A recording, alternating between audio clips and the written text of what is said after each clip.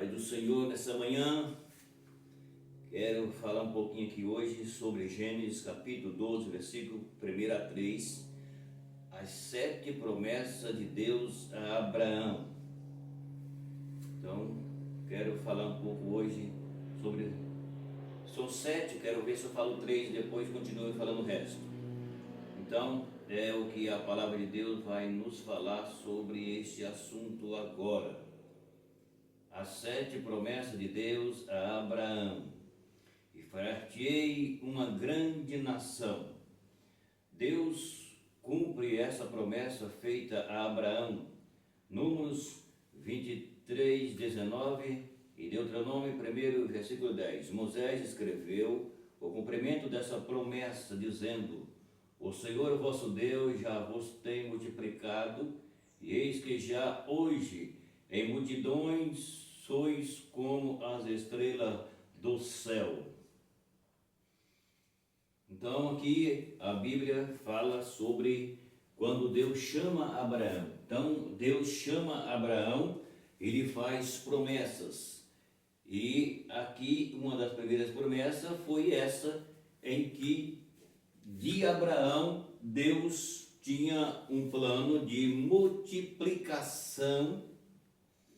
E por esse motivo, nessa multiplicação, tinha o plano de Deus, que, como Deus havia dito no Gênesis 3 e 15, que da semente da mulher nascia alguém que pisaria a cabeça da serpente. Então, essa é uma das primeiras promessas em que Deus fez a Abraão. E que Abraão, ele seria o pai de uma grande nação. E aqui está falando na Bíblia, eu quero ler aqui um versículo que vai falar sobre o cumprimento da promessa, porque isso aqui é um mistério de Deus que se cumpre, né? Então, está escrito assim, em Deuteronômio capítulo 1, versículo 10.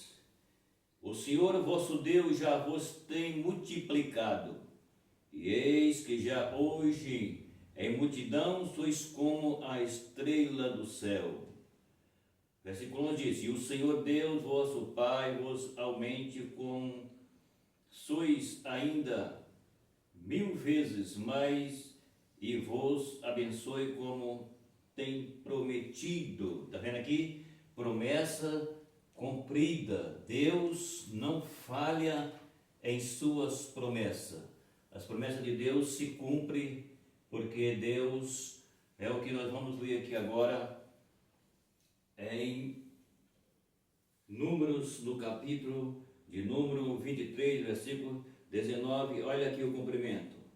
Deus não é homem para que minta, nem filho do homem para que se arrependa.